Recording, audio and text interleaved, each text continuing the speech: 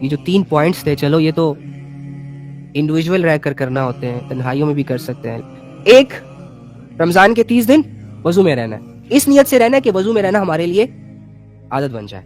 Point number 2، وہ گناہ جن کی آپ کو عادت ہے، جسے آپ ڈیلی بیسس پہ کرتے ہو، جسے آپ چھوڑنے کی بار بار کوشش کرتے ہو لیکن بار بار گر جاتے ہو، اسے چھوڑنا ہے. اینڈ نمبر 3، فرائض کو اہتمام سے ادا کرنا ہے. لیکن یہ جو چوتھا پوائنٹ آ رہا ہے، اس کے لیے تو ایک بہت بڑا سینہ چاہیے، ایک بہت بڑی ہمت چاہیے. اس کے لیے تو آخرت کا عقیدہ بھی چاہیے، اللہ کا تعلق بھی چاہیے، ڈر بھی چاہیے، خوف بھی چاہیے. لیکن مشکل نہیں ہے. پتہ ہے کیوں؟ کیونکہ اللہ رب العزت فرماتے ہیں نا کہ جو انسان میرے لیے اسٹرگل کرے گا میں اس کے لیے ہدایت کے دروازے کھول دوں گا. سو ایسے ہی اگر آپ اسٹرگل کریں گے تو اللہ آپ کے مددگار بن جائیں گے، اور جب اللہ آپ کا مددگار بن گیا تو پھر تو آپ کے لیے امپاسبل بھی پاسبل ہے. تو چوتھا پوائنٹ یہ ہے، حقوق، لوگوں کے حقوق واپس دینا. جو حقوق آپ نے دبائے ہوئے ہیں، جو حقوق آپ پر لازم ہیں، انہیں واپس دینا. اگر آپ نے کسی سے قرض لیا ہوا ہے اور آپ اس سٹیج پر ہے کہ وہ قرض ادا کر سکتے ہیں تو میری جان جلد سے جلد وہ قرض لوٹا دو.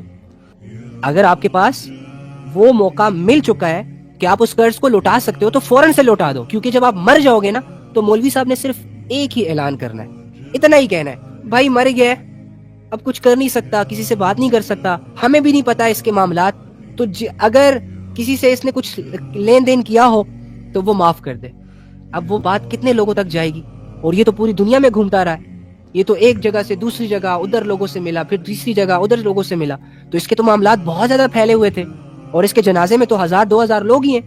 تو 1000-2000 لوگوں سے یہ ریکویسٹ کر دینا کہ اس کے حقوق معاف کر دو. چلو انہوں نے معاف کر دیے، 100-200 لوگوں نے معاف کر دیے، باقی لوگوں کا کیا؟ وہ تو کسی کو پتہ ہی نہیں ہے. تو آپ پر جس کا بھی حق ہے نا، مالی جانی، لوٹا دیں، جیتے جی لوٹا دیں. کسی سے قرض لیا ہوا ہے آپ قرض واپس کر دیں، کسی کے پیسے آپ پر واپس کر دیں، کسی کی غیبت کی ہوئی ہے، حقوق یہ ہے کہ جا کے اس سے معافی مانگ لو. ٹھیک ہے، وہ خوش ہوگا، اس کا دل خوش ہوگا، آپ کو آپ کے لیے اس کے دل میں محبت بڑھے گی. Okay fine. تو حقوق واپس دینا. کسی کی زمین جائیداد ہڑپی ہوئی ہے تم نے، اللہ کے بندے مر جاؤ گے تم بھی نہیں لے کر جاؤ گے. وہ لوگ اس زمین جائیداد کے بغیر بھی سروائیو کر لیں گے. ہاں تھوڑا مشکل سے کریں گے کیونکہ، اور تھوڑا روتے روتے کریں گے کیونکہ انہوں نے ایک اچھی خاصی دولت گنوائی ہے، لیکن تمہیں بھی کوئی اتنا بڑا فائدہ نہیں ہونے والا. تم جب تک زندہ ہو تبھی تک کہو گے کہ میں نے فلانے سے زمین ہتھیا لی، میں نے یہ کر لیا وہ کر لیا، لیکن تم نے بھی مرنا ہے. اوکے، تو اسے واپس کرو یار. کیوں اپنے آخرت کے لیے اتنا بوجھ اکٹھا کر رہے ہو جو اٹھا نہ سکو گے؟ حقوق واپس دینا اور حقوق ادا بھی کرنا. ماں باپ کے حقوق ادا کرنا، اگر ماں باپ ہو تو بچوں کے حقوق ادا کرنا. خاندانی نظاموں سے نکلو، بچوں کو خاندانی نظاموں کے مطابق ٹریٹ کرنا چھوڑیں. اگر آپ کو اسلام کا نہیں پتا تو پہلے آپ اسلام سیکھیں، اس کے بعد اپنے بچوں کو اسلام کے پوائنٹ آف ویو سے ٹریٹ کرنا سٹارٹ کریں. میرے خاندان میں ایسا ہوتا ہے، میری فیملی میں یہ چیز ہے، میری فیملی میں وہ چیز ہے. بھاڑ میں جائے ہماری ساری فیملیاں، اور فیملی کے وہ رواج اور وہ کلچر، وہ فیصلے اور وہ تہذیب جو اسلام سے ٹکرائے. ہم یہاں اسلام پر چلنے آئے ہیں، خاندان پہ چلنے نہیں آئے. اوکے، تو بہت سارے ایسے ماں باپ ہوتے ہیں جو اپنے بچوں کو ارریلیونٹ چیزوں کے لیے اکساتے ہیں. ٹھیک ہے، تو ماں باپ سے بھی پوچھا جائے گا. اور بہت سارے بچے ایسے بھی ہوتے ہیں کہ ماں باپ اسے دین کے پوائنٹ آف ویو سے سمجھا رہے ہوتے ہیں، لیکن وہ دنیا دار ہوتے ہیں، وہ دنیا کی طرف اٹریکٹ ہو رہے ہوتے ہیں، پھر یہ نہیں سنتے. تو تم لوگ بھی اپنی اکڑ ختم کرو، انسان کے بچے بنو، ماں باپ کا احسان اپنے سامنے رکھو. جو ماں باپ سے، باپ جنت کا دروازہ ہے. اب جو اتھارٹی تمہارے پاس ہے، چاہے تو اس دروازے کو توڑ دو یا چاہے اس دروازے کو سنبھال کے رکھو. ماں کے پاؤں کے تلے جنت ہے، یعنی اگر ماں راضی ہوگی تو تمہارے لیے جنت کے راستے آسان ہو جائیں گے. ماں باپ کی خدمت اللہ رب العزت کا ایک بہت بڑا حکم ہے. تو یہ ساری چیزیں. اوکے، تو حقوق ادا کر. اس طرح بہن بھائیوں کی بھی حقوق ہوتے ہیں. یہ ہم جو بہن بھائیوں میں ایک دوسرے کو گالیاں دے رہے ہوتے ہیں، یہ ایک دوسرے جو کام نہیں آ رہے ہوتے ہیں، بہنیں جو آپس میں لڑ رہی ہوتی ہیں چھوٹی چھوٹی چیزوں پر، یہ ختم کریں. یہ کیا بچوں کی طرح زندگی گزار رہے ہیں آپ لوگ؟ محبت کے ساتھ ایک دوسرے سے پیش آئیں. اگر آپ سے ایک بہن بڑی ہے اور آپ چھوٹی ہیں تو خوشی خوشی اس کی خدمت کریں. اسے کہیں کہ جی سسٹر میں آپ کی کیا ہیلپ کر سکتی ہوں، مجھے دے میں یہ کام کر لیتی ہوں، آپ بیٹھے آپ ریسٹ کریں. بھائیوں کی، اگر بھائی جو ہے وہ آپ سے بڑے ہیں تو ان کی خدمت کریں، ان سے پوچھیں.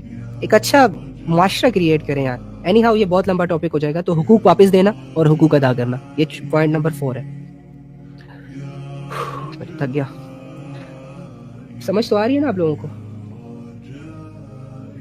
یوٹیوب والے بڑے تگڑے لوگ ہیں، ٹس سے مس نہیں ہو رہے. انسٹاگرام والے سلو ہیں. اچھا، 5واں پوائنٹ ہے روزانہ قرآن سے کچھ نہ کچھ سیکھنا، کچھ نہ کچھ سیکھنا. قرآن 23 سالوں میں اترا ہے.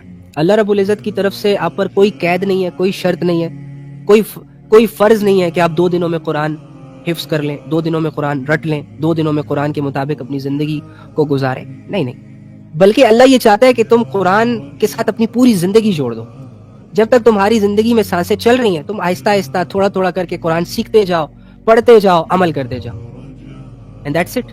پھر چاہے تم ایک سپارے پر عمل کرو، پھر چاہے تم اور کرتے کرتے تمہارے پاس ٹائم پیریڈ ختم ہو جائے، تم مر جاؤ، تو اللہ رب العزت تمہیں تمہاری نیت کے مطابق اٹھائیں گے. کیونکہ تمہاری نیت تو یہی ہے نا کہ میں نے سارے قرآن پر عمل کرنا ہے، قرآن کے سارے حکموں کو ماننا ہے. لیکن تم اسٹرگل کے میدان میں ہو نا، تو اسٹرگل کے میدان میں جب کوئی گرتا ہے نا تو اسے بہت پیار سے اٹھایا جاتا ہے، اسے ڈانٹ ڈپٹ کر کے نہیں اٹھایا جاتا. اوکے، تو آپ لوگوں نے کیا کرنا ہے کہ تھوڑا تھوڑا قرآن شروع کر لینا ہے. یا یقین کریں، جو اللہ رب العزت کی ذات ہمیں نظر نہیں آ رہی اور جو اللہ رب العزت سے جو ہمارا کنیکشن بہت ویک ہو چکا ہے نا، جسٹ بیکاز آف کہ ہمیں سمجھ ہی نہیں آ رہی، ہمیں پتہ ہی نہیں ہے کہ اللہ رب العزت نے ہم سے کیا بات کی ہے.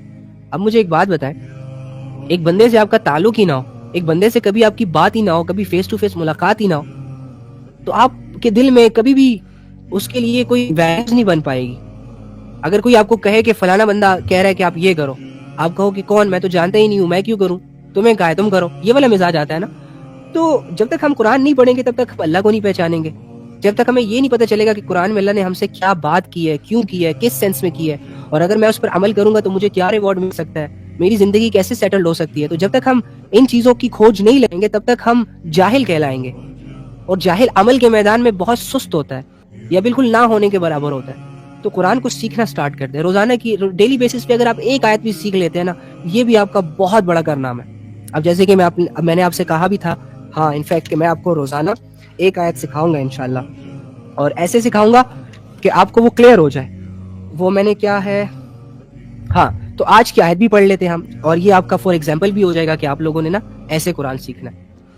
هو الذی ينزل على عبده آیات بینات لیخرجکم من الظلمات الی النور. دیکھو یہ چھوٹی سی ایک آیت ہے، لیکن اس میں ہمارے لیے اللہ کی محبت چھپی، فکر چھپی، اور سنسیریٹی چھپی، اور کامیابی، بھلائی، اپنائیت، ساری چیزیں چھپی ہوئی ہیں اگر ہمیں سمجھ آ جائے.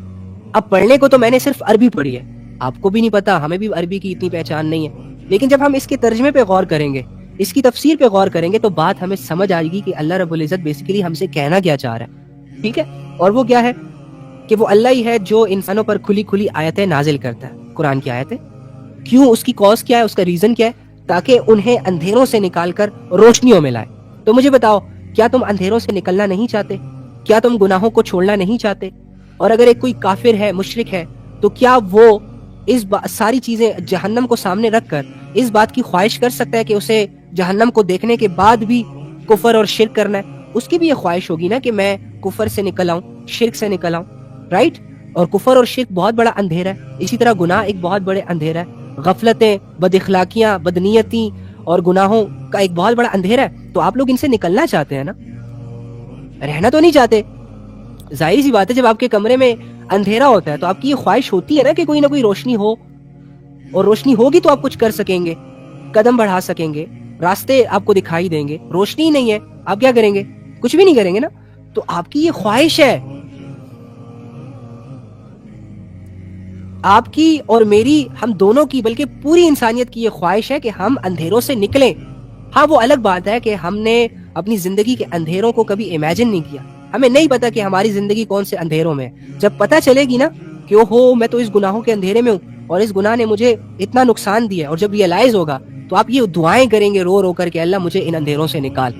ایک گناہ جب حد سے بڑھتا ہے نا، جب وہ عادت کو بھی کراس کر جاتا ہے، جب اس گناہ کی لذتیں ملنا انسان کو بند ہو جاتی ہے، جب وہ ایڈک ہو جاتا ہے، تو وہ گناہ انسان کو پاگل کر دیتا ہے.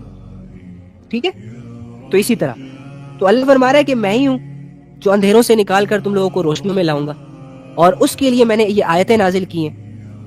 وہ باتیں پڑھو جو میں نے تم تک پہنچائی ہیں، وہ آیتیں پڑھو جو میں نے تم تک پہنچائی ہے، تم اندھیروں سے نکل آؤ گے. اب یہ دیکھو، قرآن کی ایک آیت نے ہماری میچورٹی کو کون سا لیول دے دیا، کتنے اچھے طریقے سے ہمیں سینسیبل بنا دیا، کتنے اچھے طریقے سے ہمیں ایک راستہ دکھا دیا، ایک وے بتا دیا کہ ہاں یار اگر ہم قرآن کی آیتوں کو سمجھیں گے، پڑھیں گے، سیکھیں گے، عمل کریں گے، یقین کریں گے تو ہماری زندگی بدل سکتی ہے. تو دیکھو، قرآن تو آج بھی انسان کو بدلنے کے لیے تیار ہے، انسان اتنا بگڑ چکا ہے کہ اب وہ قرآن سے اٹیچ نہیں ہو پا رہا, کیونکہ شیطان جانتا ہے کہ جو بندہ قرآن سے جڑ گیا وہ بندہ اللہ سے جڑ گیا. اللہ کے نبی فرماتے ہیں نا کہ جو انسان بھی, میں 2 چیزیں چھوڑ کر جا رہا ہوں, اور اس میں ایک قرآن بھی ہے, کہ جب تک اس کو مضبوطی سے تھامے رکھو گے, پکڑے رکھو گے, اپنا کنیکشن, اپنا ریلیشن قرآن کے ساتھ جوڑے رکھو گے, اپنی زندگی قرآن کے مطابق سروائیو کرو گے, تب تک تم گمراہ نہیں ہوگے, تب تک تم گناہوں کے اور غفلتوں کے اور بغاوت کے حوالے نہیں ہوگے. دیکھیں, اب ہم نے اگر نبی کی بات پر ہمیں یقین ہوگا تو ہم اس قرآن کو سینے سے لگائیں گے. دیکھیں نا کتنا یقین کریں, ایک دفعہ آپ قرآن کو پڑھنا تو سٹارٹ کریں. میں نے نا ایک ایگزامپل دیتا ہوں, میں نے یہ قرآن پڑھنا سٹارٹ کیا تھا یہ, اور یہ ختم ہو گیا. میں نے جب اسے پورا پڑھا نا تو واللہ میرا جو طلب تھا نا, میرے اندر نا یہ سوچ نہیں پیدا ہوئی کہ اب میں نے قرآن ختم کر لیا, اب تو میں نے ساری تفسیر پڑھ لی ہے الحمدللہ, اب تو مجھے بہت ساری چیزیں پتہ چل گئی. نہیں, میرے اندر کی جو ڈیزائرز تھی اور جو ہرس تھی وہ بڑی. اس وجہ سے پھر میں نے دیکھو کتنی قرآن, میں ایک تفسیر بھی لیا, ایک یہ تفسیر ہے, ایک وہ تفسیر ہے. اور یہ کیا میں کوئی انوکھا بندہ ہوں, میں کوئی آسمان سے اترا ہوں؟ آپ ہی کی طرح 2-4 سال پہلے میری زندگی تھی بغاوتوں میں, غفلتوں میں, لیکن میں نے الحمدللہ اللہ کی اس آیت پر اسٹرانگ نگاہوں سے نظریں ڈالی اور اس پر عمل کرنے کی نیت رکھی اور اللہ سے دعائیں مانگی. تو اللہ رب العزت نے, ٹھیک ہے میں گنہگار, میں بدکار, وہ جو بھی ہے وہ میرا اور اللہ کا معاملہ ہے, لیکن اللہ رب العزت نے شعور بھی تو دیا. اللہ رب العزت نے دنیا کو اس کی حقیقت کی نگاہوں سے دیکھنے کی صلاحیت بھی تو دی. اب اگر کوئی انسان یہ محنت کرے گا اور وہ اس چیز کو اویل نہ کرے تو یہ ہو ہی نہیں سکتا. کتنے ایسے لوگ ہیں جنہوں نے جب اسلام سے پہلے اپنی مرضی کی زندگی گزاری, غفلتوں میں, عیاشیوں میں وغیرہ وغیرہ, لیکن جیسے ہی وہ اسلام کے ساتھ لائل ہوئے, سنسیئر ہوئے, جیسے ہی ان کو اسلام پسند آیا, اللہ سمجھ آیا, تو انہوں نے اپنی ساری زندگی, اپنی ساری دولتیں, مصعب بن عمیر کو دیکھ لیں, ان کی دولت جو تھی وہ تو پورے جہان میں چرچے تھے ان کی دولتوں کے, ایک لائف سٹائل تھا ان کا شاہانہ, لیکن جب اسلام میں آئے ایٹ دی اینڈ ساری چیزیں چھوڑنی پڑی. اینی ہاؤ, تو یہ چیزیں ہیں. تو قرآن کو 5واں پوائنٹ کیا ہے, روزانہ قرآن کو سیکھنا, اس کی ایک آیت, کم سے کم ایک آیت کا ترجمہ, تفسیر, اور اس میں جڑی اللہ رب العزت کی محبت, وہ حکمت جو اللہ تعالیٰ ہم سے, اس آیت کا مقصد کہ وہ کیوں اتری اس زمین پر, اور وہ آیت میرے لیے کیسے بینیفیشری ثابت ہو سکتی ہے. تو یہ چیزیں آئی تھنک یہ 5 پوائنٹ آج کے لیے کافی ہیں. تو کیونکہ مجھے نہیں لگتا کہ میں آگے کنٹینیو کر پاؤں گا, طلب بھی ہے, آپ کو بتانا بھی چاہ رہا ہوں. تو یہ 5 پوائنٹس کی نا ہم ریویژن کر لیتے ہیں. نمبر 1, سارا دن وضو میں رہنا. کیوں وضو میں رہنا؟ تاکہ آپ کا دل عبادات کی طرف مائل ہوتا رہے, آپ ریڈی رہیں. جب آپ ریڈی ہوں گے نا, ایک انسان, دیکھو میری بات سنو, ہم آپس کی مثال لیتے ہیں. اب جب ہم تیار ہو کے بیٹھتے ہیں نا, تو کوئی بھی اگر باہر سے کوئی فرینڈ آ کے کوئی میسج کرتا ہے یا کوئی بھی کہتا ہے, صرف اتنا کہتا ہے کہ چلو گے میرے ساتھ, تو ہم آگے سے کہتے ہیں ہاں چلو. لیکن جب ہم تیار نہیں ہوتے, ہمارے کپڑے گندے ہوتے ہیں اور ہماری کہیں جانے کی نیت نہیں ہوتی, تو ہم کیا کرتے ہیں, نہیں یار میں نہیں جا رہا. سمجھ رہے؟ تو اگر آپ وضو میں رہیں گے نا, تو وضو جو ہے وہ عبادت کے لیے انسان کو تیار کرتی ہے. تو وضو میں رہنا سارا دن, جب بھی وضو ٹوٹے فوراً وضو کر لیں, اوکے, اور ہر نماز کے لیے وضو تازہ بھی کریں. اسٹرگل ہے نا, اسٹرگل کرنی ہے تھوڑی سی, شروع میں یہ ساری چیزیں کرنی ہے, پھر بعد میں انشاءاللہ آسانیاں آپ کو حکمت اور بصیرت خود ہی سب کچھ سکھا دے گی. نمبر 2, وہ گناہ جن کی آپ کو عادت ہے, جو آپ کہتے رہتے ہیں کہ ہم نہیں چھوڑ سکتے, اور ہر انسان کے گناہ ڈیفرنٹ ہوتے ہیں, ٹھیک ہے, وہ چھوڑنا. نمبر 3, فرائض کو اہتمام سے ادا کرنا. جو چیزیں اللہ کی طرف سے ایک مسلمان پر, ایک کلمہ گو انسان پر فرض ہے, اس کو اہتمام سے, محبت سے, پریورٹی سے, سنسیریٹی کے ساتھ, دھیان کے ساتھ ادا کرنے کی کوشش کرنی ہے. ٹھیک ہے, کوشش کرنی ہے, مطلب یہ نہیں کہ اب تم لوگ ایک ہی دن میں ولی اللہ بن جاؤ, اور اگر نہ بن پائے تو تم لوگ ڈسٹرب ہو جاؤ, سٹریس ہو جاؤ. نہیں, کوئی مسئلہ نہیں. کوشش میں جب ایک بچہ چلنا سیکھ رہا ہوتا ہے نا, تو وہ بار بار گرتا ہے, اسے بار بار اٹھایا جاتا ہے. تو ہم نے کوشش کے دور کو نا ایسے ہی ٹریٹ کرنا ہے کہ ایک چیز ہے وہ میرے اندر کمی کوتاہی کے لیول پر ہے, ایک چیز ہے جو مینج نہیں ہے, ایک چیز ہے جو ڈسٹرب ہے. اب اس کو فل کرنے کے لیے مجھے کوشش کرنی ہوگی, اور کوشش کبھی کامیاب ہوگی, کبھی ناکام ہوگی, کبھی میں دوڑوں گا, کبھی میں چلوں گا, کبھی میں گروں گا. سو ان ساری سچویشنز کو سامنے رکھ کر ہم نے فرائض کو اہتمام سے ادا کرنے کی کوشش کرنی ہے. اوکے, نماز میں کیسے کنسنٹریشن بحال ہوتی ہے وہ انشاءاللہ پھر کبھی. نمبر 4, حقوق واپس دینا. یعنی جن بندوں کے بھی حقوق آپ لوگوں پر ہے, جس میں قرض ہے, جس میں پیسے ہیں, جن کے حقوق میں آپ سے حق تلفی ہوئی ہے, ان سے معافی مانگنا ہے. کسی کو دھوکہ دیا ہو, کسی کی زمین جائیداد ہڑپ کی ہو, کسی کے ساتھ فراڈ کیا ہو اس کو سواریں جیتے جی. مرنے کے بعد کوئی معاف نہیں کرتا, بھول جاتے ہیں, اور ایسے اعمال جو گلے پڑ جائیں پھر اس کی خلاصی بڑی مشکل ہوتی ہے. اور حقوق ادا بھی کرنا, جیسے کہ ماں باپ کے حقوق ادا کرنا, بہن بھائیوں کے حقوق ادا کرنا, بیوی ہے تو شوہر کے حقوق, شوہر ہو تو بیوی کے حقوق. اچھا ویسے بیویوں کے حقوق پر تو بہت سارے لوگ بات کرتے ہیں, اکثر کلپس بھی ہمارے سامنے آ جاتے ہیں, لیکن شوہروں کے حقوق پر بہت کم بات ہوتی ہے. تو مردوں کو یہ چاہیے, لڑکوں کو یہ چاہیے کہ وہ شوہروں کے حقوق کو پڑھیں, کیونکہ شوہر کے حقوق جو ہے وہ آئی تھنک کہ بیوی کے حقوق سے بہت زیادہ ہے. اور شوہر اگر بیوی کو اپنے حق دینے لگ جائے تو یقین کریں کہ ہمارا جو معاشرہ ہے وہ بہت اچھے طریقے سے سروائیو کر سکے گا. شوہر کمی کوتاہی کرتے ہیں اکثر. اوکے, اور اس کے علاوہ روزانہ قرآن سے کچھ نہ کچھ سیکھنا. ٹھیک ہے, یہ جو لاسٹ پوائنٹ میں نے ابھی ڈسکس کیا تھا, ہاں الحمدللہ, یعنی کہ قرآن کی آیتوں کو سیکھنا, قرآن کی کسی صورت کی تفسیر پڑھ لینا وغیرہ وغیرہ. ٹھیک ہے, تو کوشش کریں گے نا انشاءاللہ. میرا گلا بھی خراب ہے, اور الحمدللہ میں نے جو پوائنٹس لکھے تھے رات کو بیٹھ کر, اس میں سے 5 پوائنٹس میں نے آپ لوگوں کو بتا دیے, باقی رہ گئے 6. تو انشاءاللہ ہم اس کو پھر کبھی ڈسکس کریں گے یا کل کریں گے جب پلان بن گیا. ٹھیک ہے, چلیں الحمدللہ.